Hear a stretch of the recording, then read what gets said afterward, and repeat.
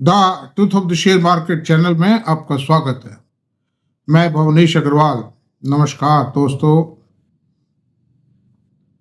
Investment करना और उस पे एप्रिसिएशन लेना, यानी उसके पैसे को बढ़ाना, इन्वेस्टमेंट को, ये लगने में तो बहुत मुश्किल लगता है, दिखने में बहुत मुश्किल दिखता है कि तो बहुत टफ काम है, लेकिन ऐसा नहीं। कुछ प्रोफेशनल लोग जो हैं वो इसको मुश्किल दर्शा रहे हैं, उनका प्रोफेशन है और वो एक ऐसी इंपॉर्टेंस और सीक्रेसी मेंटेन कर रहे हैं कि जिसका कोई अंदाज नहीं। और मैं बिल्कुल ट्रांसपेरेंट बात करता हूं, लेकिन मेरे वीडियो को बहुत कम लोग देखते हैं क्योंकि मैं नया आदमी हूं, मेरे पास कोई ब्रांड नहीं है, नामी आदमी नहीं हूं। मैं कोई झुंझुनू वाला साहब क्या नौकरी कर चुका होता या कोई 100,000 2,000 5,000 करोड़ रुपए कमा चुका होता तो देखते लोग, लेकिन मैंने इतने पैसे नहीं कमाए हैं, लेकिन इतने नहीं कमाए, हजारों करोड़ रुपया नहीं कमाया। तो सवाल ये उठता है, मेरा इन्वेस्टमेंट बहुत शानदार है, and I have earn a lot of money in this market, लेकिन सवाल ये है कि खैर जो भी है वो कोई तुलना नहीं है। अब कुछ गलतियां हमसे भी हुई हैं, मतलब गलतियों का ही परिणाम है, वरना हजारों करोड़ रुपए हम भी कमा लेते। तो खैर मोटी बात यह है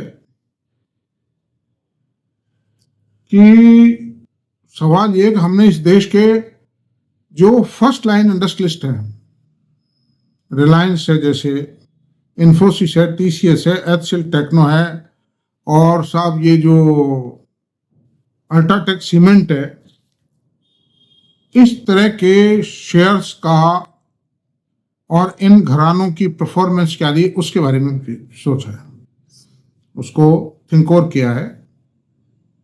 और जो सेकंड लाइन एंटरप्रेन्योर्स हैं, चाहे उनकी सेकंड जनरेशन है चाहे थर्ड जनरेशन है, उनकी भी परफॉर्मेंस, वो भी बहुत पॉपुलर है, उनकी परफॉर्मेंस दिखने में बहुत शानदार दिखती है और है भी, खैर किसी सीमा तक, मैं ये नहीं कहता हूं नहीं है, तो वो दिखाई देती है। तो अब सवाल ये उठता है कि मैं आपको ये बताता हूं पहले कि किस ग्रुप की परफॉर्मेंस, किस ग्रुप की किस कंपनी की परफॉर्मेंस क्या रही। बाबा कल्याणी, जिनकी कंपनियां भारत फोर्ज है, कल्याणी स्टील है और ऑटो एक्सेल, ये तीन प्रमुख कंपनियां मान लीजिए आप। इन तीनों कंपनियों में पहली कंपनी है भारत फोर्ज, उसका 5 साल में 17% का सीएजीआर रहा है। शेयर प्राइस की बात कर लेते हैं, प्रॉफिट की सीएजीआर भी इसी के आसपास है। प्रॉफिट सीएजीआर के प्रोपोर्शन में ही बढ़ता है, या प्रॉफिट के प्रोपोर्शन में ही शेयर बढ़ता है, मतलब। तो सीएजीआर उसका 17% रहा है 5 साल का, भारत फोर्ज का।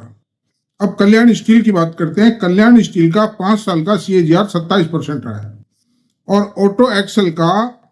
ऑटोमोटिव एक्सेल का सीएजीआर 5 साल का 18% रहा है। अंडर दीज सर्कमस्टेंसेस ये 17 बस ये मैंने आपको बता दिया था ना।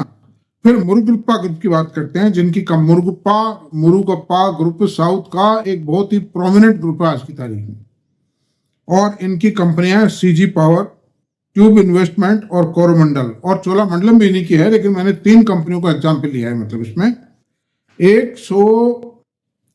सीजी पावर का 134% का सीएजीआर है 5 साल में, ये कुछ ज्यादा आया है। और उसका कारण क्या था, ये कंपनी बिल्कुल सिक थी, मतलब, और ये थापर्स के पास थी।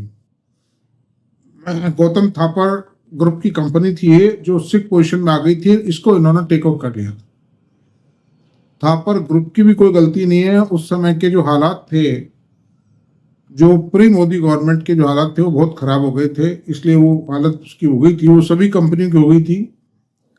तो अब वो इन्होंने सुधार दिया उसको, और 5 साल में 134% का सीएजीआर आया। लेकिन आमतौर पर ऐसा हो नहीं पाता, आमतौर क्या, it's a very rare example. अच्छा, अब मैं आपसे बताता हूं, दूसरी कंपनी है ट्यूब इन्वेस्टमेंट, उसमें 40% का सीएजीआर है 5 साल में।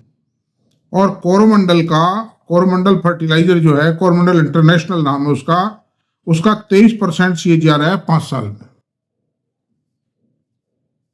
अच्छा, अब Bharti Airtel, now this is also a very very prominent group जिनका मार्केट कैप 7 लाख करोड़ रुपए है, और सन 85 से ये देश के शेयर बाजारों में, देश के उद्योग जगत में काम कर रहे हैं। इनकी पहली कंपनी थी भारतीय टेलीकॉम, जो टेलीफोन सेट वगैरह बनाती थी, उस जमाने में इतना ही था मतलब। बाद में इन्होंने एक कंपनी बनाई भारतीय एयरटेल, जो टेलीकॉम सेक्टर के अंदर आज इंडिया की सेकंड लार्जेस्ट कंपनी है, रिलायंस के बाद यही है मतलब, और बहुत प्रोमिनेंट है मतलब। इनका जो बिजनेस स्ट्रेटजी है बड़ी जबरदस्त है। इनका CAGR आया है 5 साल में 122%। अच्छा, अब बजाज ग्रुप की बात करते हैं। बजाज ग्रुप ने क्या दिया? बजाज फाइनेंस ने 5 साल में 12% का CAGR दिया है। बजाज ऑटो ने 5 साल में 23% का CAGR दिया है, और बजाज फिनसर्व ने 14% का CAGR दिया है। तो बजाज फाइनेंस, जिसका इतना ज्यादा नाम है, उसने 12% की CAGR दी है 5% में। ग्रुप की तीनों कंपनियों में सबसे कमजोर CAGR बजाज फाइनेंस की रही, और उसका कारण एक ही रहा है कि फाइनेंशियल सेक्टर के अंदर पिछले 4-5 सालों में, चाहे वो HDFC बैंक हो, चाहे ICICI बैंक हो, चाहे बजाज फाइनेंस हो, चाहे चोलामंडलम हो, ग्रोथ कम आई। अब थोड़ा आना शुरू हुआ है, बीच में बहुत मतलब दिक्कतें रही हैं इनको, तो ये बात है। लेकिन अच्छा, दूसरी बात, बस ये 4 ग्रुप्स के बारे में मैं आपको बता रहा हूँ। दूसरी बात है, तो मोटी बात यह है कि ये जो 4 ग्रुप की बात करी, उसमें सबसे बेस्ट परफॉर्मेंस मुरुगप्पा ग्रुप की है। और बजाज ग्रुप की देखिए, मना नहीं किया जा सकता। बजाज ग्रुप बहुत साउंड है और बहुत सेफ है, बड़ी शानदार स्ट्रेटजी के साथ में बिजनेस करते हैं, तो ये ठीक है, परफॉर्मेंस तो ठीक है।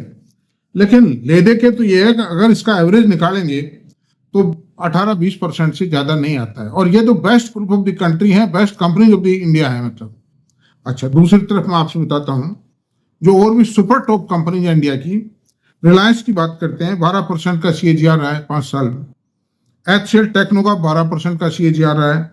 इन्फोसिस का 18% का CAGR रहा है, और TCS का 5% का CAGR रहा है, और अल्ट्राटेक सीमेंट का 21% का CAGR रहा है।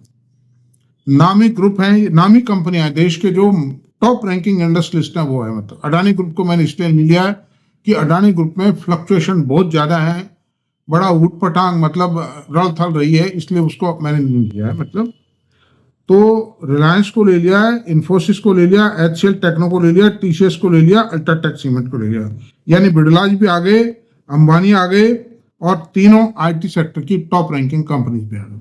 उनका भी अगर एवरेज निकालेंगे तो 15-16%, 15% से ज्यादा किसी सूरत में नहीं बैठेगी। कारण कुछ भी हो सकता है। अब सवाल ये है कि हम इसको म्यूचुअल फंडों से परफॉर्म करते हैं। मैं आपसे यही बता रहा हूँ कि I have studied the best of the best group performance।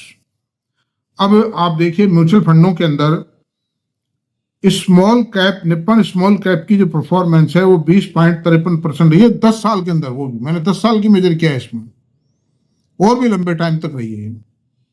और सबसे कमजोर जो परफॉर्मेंस रही है वो HDFC लार्ज कैप की रही है, 11.43% का CAGR रहा है 10 साल तक। तो अच्छा, फिर HDFC स्मॉल कैप का 16.24% रहा है।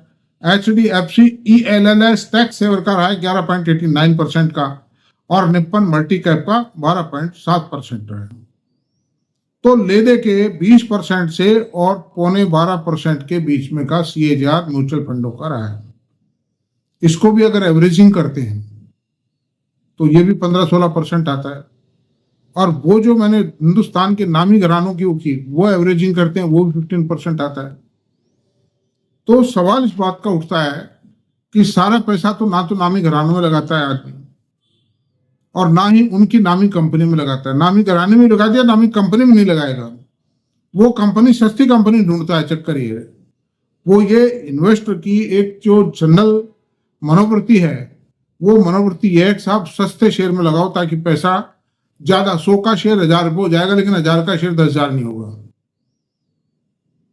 अरे भाई, 100 का शेयर 10,000 जब होगा जब उसमें ग्रोथ होगी, है कि नहीं? अदरवाइज तो 10 साल में भी नहीं हो पाएगा वो। और महंगा शेयर 1000 का 10,000 हो जाएगा अगर उसमें ग्रोथ है तो। Growth is the basic condition.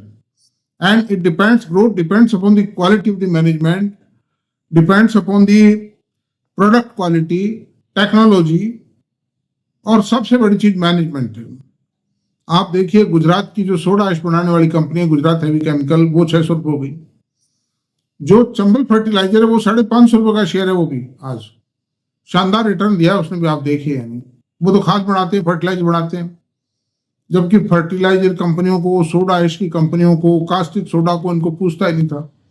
Tata chemical भी 1000 रुपये है, और वो जब उसमें से जो ल्यूक्रेटिव बिजनेस था वो डीमर्ज हो चुका है, टाटा कंज्यूमर में जा चुका है बिजनेस।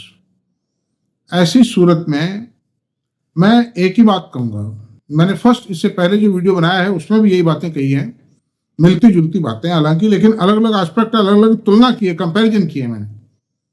और कंपैरिजन सिर्फ यही है दोस्तों, अगर पैसे को बढ़ाना है, सुख शांति की जिंदगी जीनी है और पैसे को खोना नहीं है, ये टिप विप की तलाश छोड़ दीजिए, मल्टी बैगर की तलाश छोड़ दीजिए, केवल फंडामेंटल्स की तलाश कीजिए कि फंडामेंटली कौन सी कंपनी स्ट्रांग है, किसमें ग्रोथ आ सकने के चांसेस ज्यादा है। इस बात को देखिए आप, मल्टी बैगर वो शेयर बनेगा, खाली मल्टी बैगर कह देने से मल्टी बैगर नहीं, 100-200 मल्टी बैगर डेली कहे जाते हैं टीवी पर, अखबारों में, लेकिन कितने मल्टी बैगर बनते हैं? उसमें मल्टी बैगर इन्वेस्टर को बना देते हैं वो, मतलब बजाय शेयर मल्टी बैगर बनने के।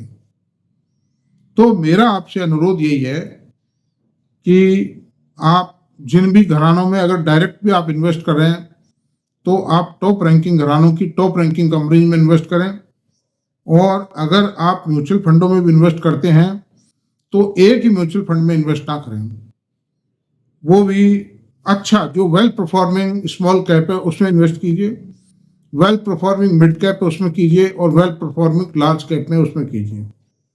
और इनका सबसे सुगम इलाज मैं एक ही बताता हूँ, एक तो म्यूचुअल फंड में इन्वेस्ट कर दीजिए, एक मल्टी कैप में इन्वेस्ट कर दीजिए। जो भी बेस्ट परफॉर्मिंग हो यह आपको एजेंट बता देगा, हम भी बता देंगे, हमसे पूछोगे तो आप, हम भी बता देंगे। हमारा कोई इंटरेस्ट नहीं है, हम कोई एजेंट नहीं किसी म्यूचुअल फंड के। और दूसरी बात यह है, अगर आप डायरेक्ट शेयर बाजार में इन्वेस्ट करते हैं तो नामी घरानों की एक 50, कम से कम हिंदुस्तान के 50 जो एंटरप्रेन्योर्स हैं, right from Ambani Adani to a medium level और ए स्मॉल इंडस्ट्रिस्ट, उनकी सारी उनकी मतलब एंटरप्रेन्योर वाइज लिस्ट बनाइए, उसमें ये देखिए कि किस कंपनी में कितनी परफॉर्मेंस आ रही है। ये मेहनत करनी पड़ेगी आप, अगर आप डायरेक्ट इन्वेस्टमेंट करना पड़ता है, you have to work hard. तरीके में बता रहा हूं, और मैं अब इतना म्यूचुअल इसमें वीडियो में मैं इतना थोड़ी बता सकता हूं। तो दिस इज द पोजीशन, आपको समझना पड़ेगा, या मेरे वीडियोस को रेगुलर देखना पड़ेगा, और आप अपने रिलेटिव्स को, फ्रेंड्स को बताइए, समझना पड़ेगा। अगर मेरे मान लो एक आध दो वीडियो बीच में आ गए या मेरे बताए हुए कुछ शेयर गिर गए हैं time being, it doesn't mean my opinion and my analysis and my capability was wrong.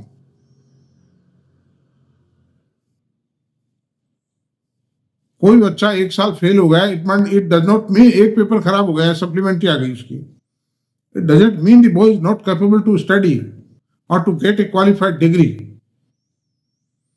तो ऐसी सूरत में मेरा आपसे अनुरोध है कि बड़े घरानों की कंपनियों में, देश के नामी घरानों की कंपनियों में इन्वेस्टमेंट करें। सबसे पहली चीज मैनेजमेंट को देखें, अगर मैनेजमेंट कैपेबल है तो वो आपको भी कैपेबल बना देंगे फाइनेंशियली, अदरवाइज आपके पैसे को डुबो देंगे।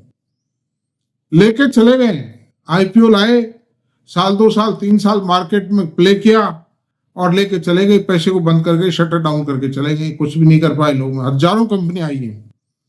आप देखिए, जब मैंने मार्केट ज्वाइन किया था 1982 में, उस वक्त भी 5-6 हजार कंपनियां थी और आज भी 5-6 हजार कंपनियां आई, जबकि आईपीओ तो हजारों आ गए। एक साल में 200, 300 आईपीओ आए हैं, 100-200 तो आईपीओ आते ही आते हैं, मतलब हर साल। तो 42 साल में 8400 तो आईपीओ आ गए, जबकि एक तो एक आध सीजन तो ऐसे आए थे जिसमें एक महीने में 200 आईपीओ आए, मतलब। लेकिन कंपनियां तो उतनी है। उसका कारण क्या है कि मैनी कंपनीज या तो मर्ज हो जाती हैं या शटर डाउन करके चली जाती।